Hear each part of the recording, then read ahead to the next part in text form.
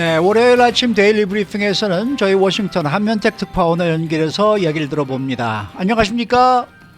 네, 안녕하십니까. 워싱턴입니다. 네, 일터 복귀 거부라는 일부 부작용을 불러왔던 연방 실업수당을 없애고 복직 보너스로 대체하려는 주들이 갈수록 확산되고 있는데 이제는 연방 차원에서도 추진이 되고 있다는 소식입니다. 지금 상황이 어떻습니까?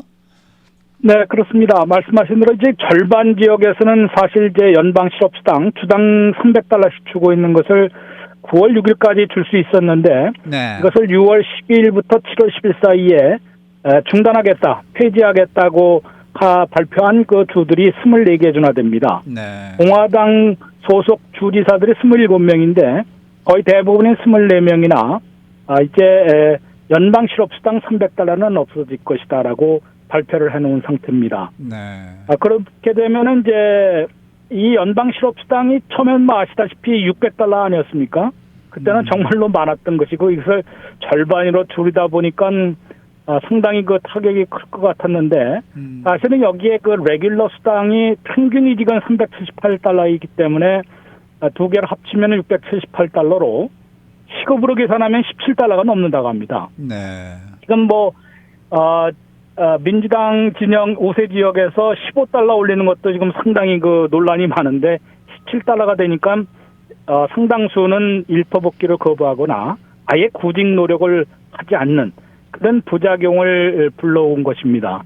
그러다 보니까 일자리는 810만 개나 오픈되어 있는데도 구인난을 겪고 있는 그런 업주들이 많다고 또 하소연을 하고 있습니다. 네. 이래서 이제 공화당 주지사들이 이것을 그 연방 실업수당을 더 이상 받지 않겠다, 끊겠다고 얘기를 하면서 대신에 또 실제로 또 구직 노력을 해도 취업을 잘 못하는 그 실직자들의 갑자기 또 생활고를 겪을 수 있으니까 일터에 복귀하는 사람들에게 이제 복직 보너스로 대체해서 지급을 하겠다라는 것이 공화당 주지사들, 이것은 지금 24곳이 전부가 하는 것은 아닌데 계속 확산이 되고 있습니다. 네.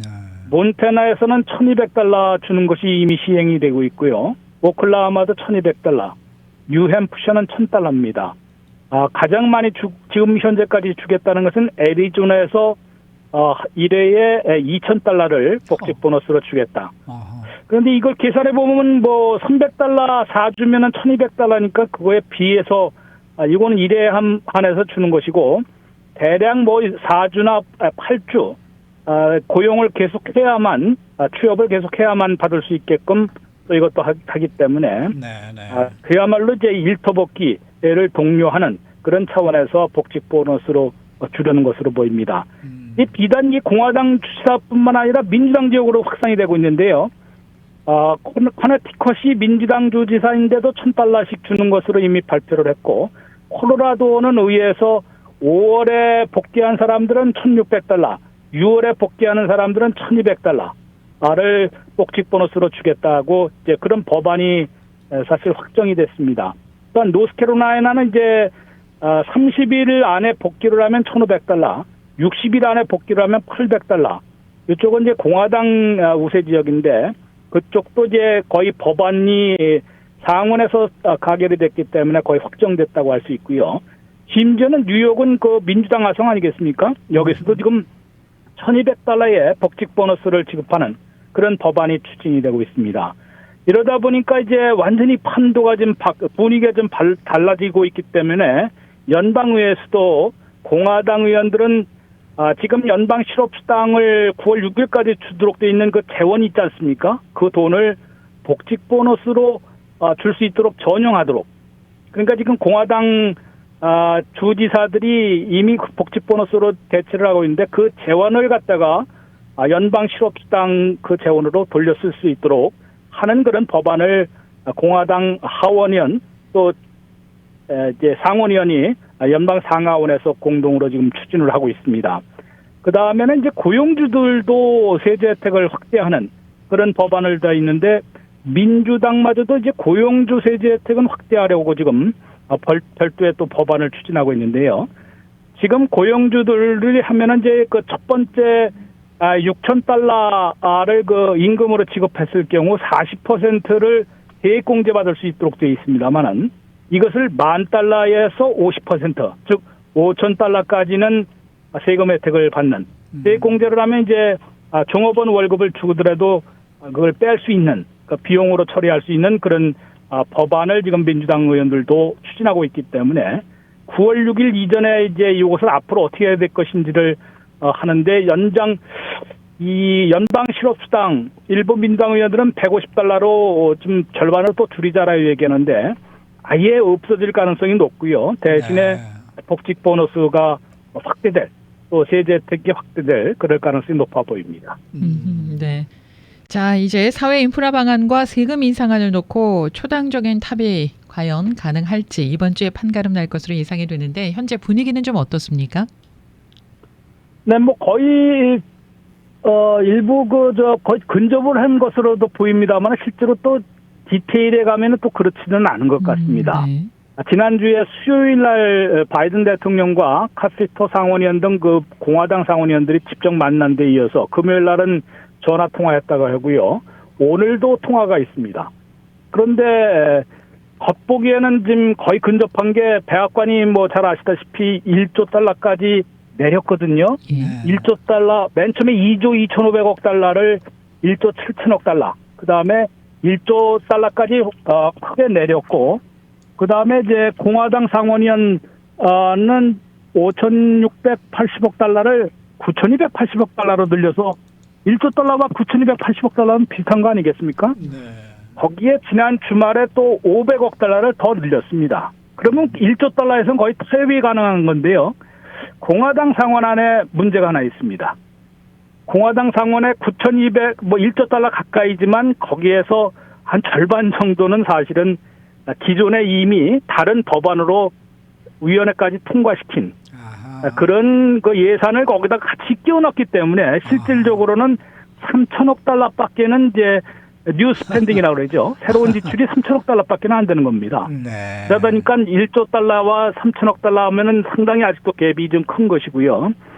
아직도 이제 바이든 대통령이 그 법인세 인상안은 이번에 포기하는 것으로 보였지만요. 지금 그 G7 차원에서도 나오는 최저세라는 게 있습니다. 그러니까 대기업 같은 데는 최저세를 이것저것 띄고 그러면 비용 처리해서 한 푼도 법인세를 안 내는 그 대형 회사들도 있거든요.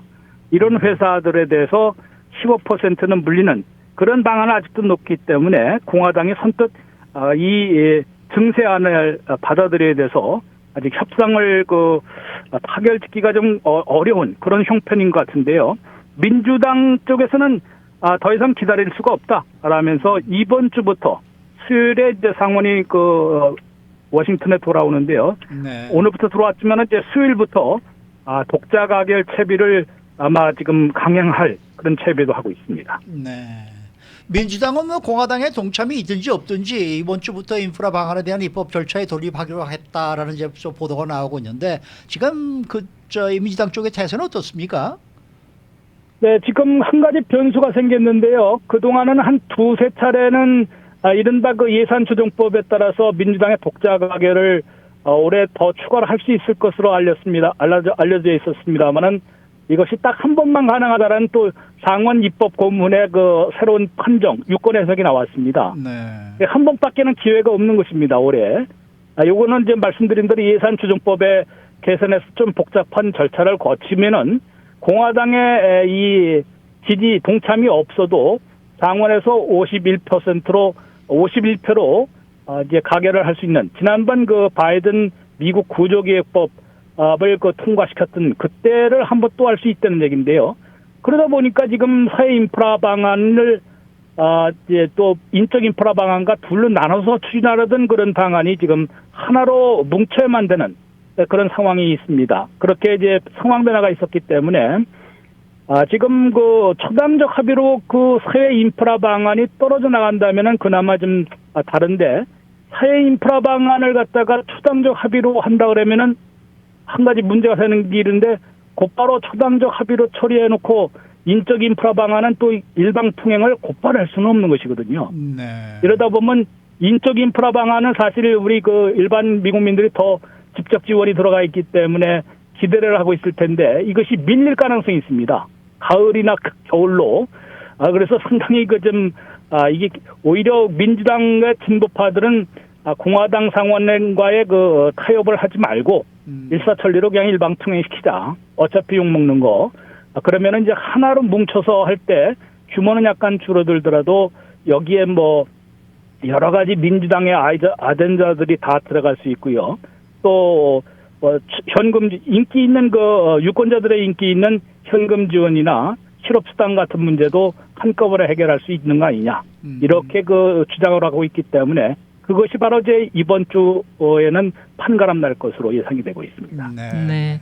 자, 카말라 해리스 부통령은 과테말라와 멕시코 방문에 나섰고요. 조 바이든 대통령은 오는 수요일부터 영국, 벨기에 등을 방문하는 첫 해외 순방에 나서게 되는데 어떤 현안들을 다루게 됩니까?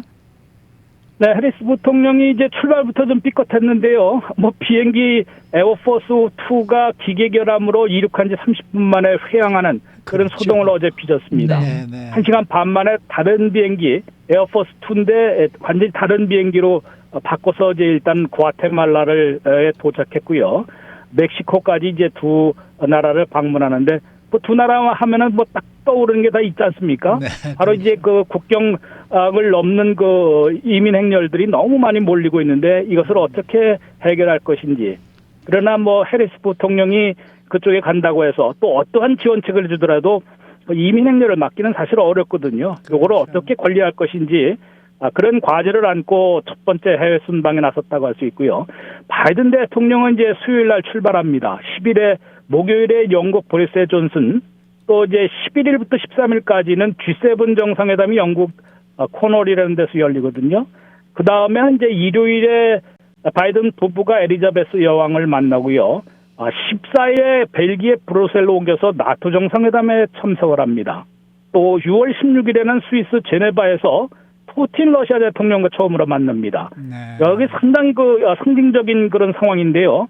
잘 아시다시피 지금 유럽은 이 코로나 사태가 다시 악화되는 그런 분위기이기 때문에 백신 접종에도 불구하고 백신을 다 정상들은 맞을지언정 이 또 백신 효과가 별의에 또 약해서 바이든 대통령 부부가 이 건강을 어떻게 이제 지켜낼지 백악관에 비상이 걸렸다는 얘기고 네. 또 G7 회담 같은 데 가면은 당연히 지구촌에 백신을 이제 공급하는 백신 외교를 이제 처음으로 펼치기 시작했는데 상당한 압박을 받게 될 것으로 예상이 되고 있습니다. 네, 네.